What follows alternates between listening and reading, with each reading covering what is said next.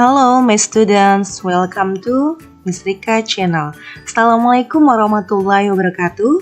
Apa kabarnya anak-anak? Semoga kalian sehat selalu dan dalam lindungan Allah SWT. Hari ini kita akan belajar benteng-bentengan PLBJ kelas 5. Sebelum pembelajaran dimulai, seperti biasa tolong siapkan alat tulis dan jangan lupa berdoa. Sejarah permainan bentengan. Benteng atau bentengan adalah permainan tradisional yang membutuhkan ketangkasan, kecepatan berlari, dan strategi handal. Yuk kita lebih mengenal permainan bentengan. Ada berbagai permainan tradisional yang menyenangkan di Jakarta. Salah satu permainan tradisional ini adalah bentengan. Permainan ini punya banyak nama di berbagai daerah di Indonesia, misalnya Radabonan, Pris-prisan atau benteng-bentengan di Jawa Barat, bentengan di Yogyakarta, dan raton di Kulon Progo. Bentengan berasal dari kata benteng.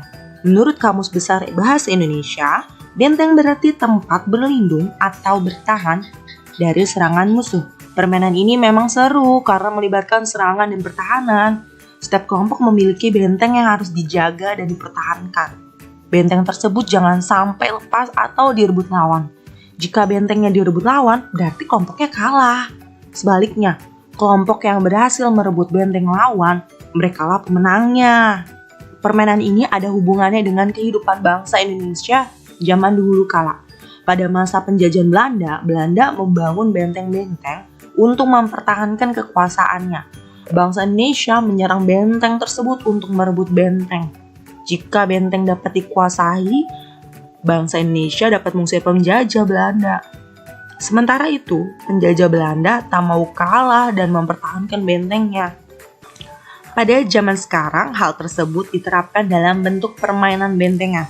Setiap kelompok berusaha menyerang dan merebut benteng lawan dengan cara menyentuh benda yang dijadikan benteng oleh lawan.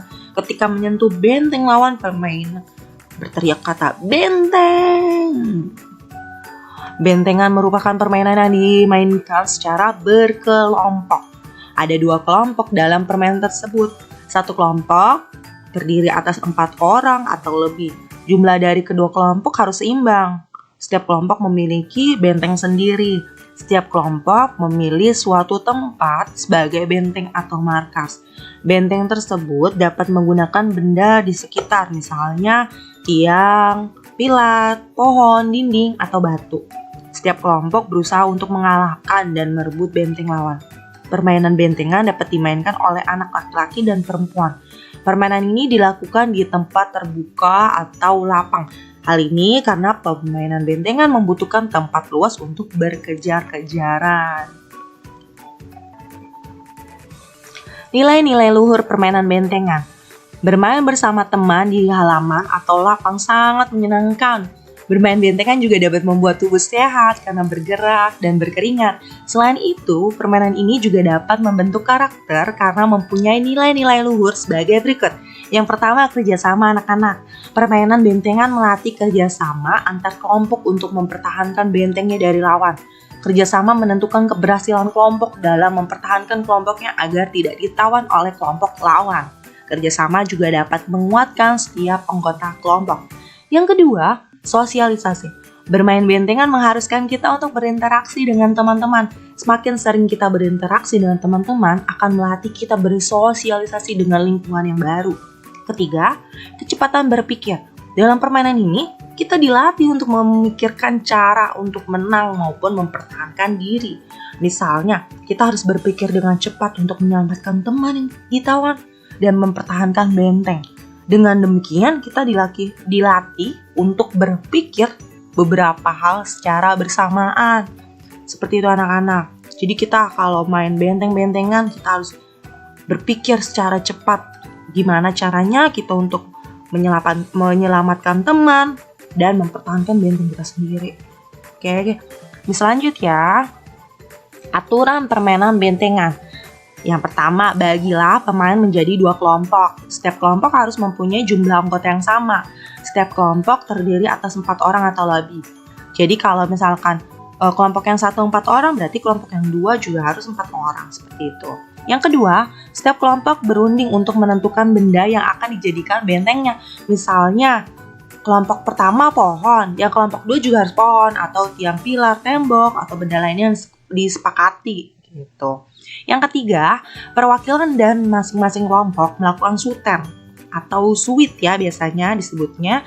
Kelompok yang menang suten dan menyerang terlebih dahulu, kelompok yang kalah suten harus menjaga bentengnya agar tidak dipegang atau direbut oleh kelompok lawan. Yang keempat, setiap kelompok berusaha menangkap anggota tim lawan satu persatu yang berusaha merebut bentengnya. Permainan dimulai dengan satu anggota tim penyerang keluar dan bentengnya untuk memancing anggota tim pemain keluar dari bentengnya. Pemain bertahan berusaha menangkap pemain lawan yang menyerang dengan cara mengejar dan menyentuhnya. Yang kelima, anggota tim penyerang yang berhasil disentuh akan ditawan di benteng lawan. Jika banyak musuh yang ditawan akan semakin mudah untuk merebut benteng lawan. Sementara itu, anggota kelompoknya harus membebaskannya dengan cara menyentuh tangannya. Anggota kelompok yang membebaskan tersebut juga tidak boleh tersentuh tangan oleh lawan. Ia harus segera kembali ke bentengnya. Yang keenam, setiap kelompok tidak boleh meninggalkan bentengnya dalam keadaan kosong.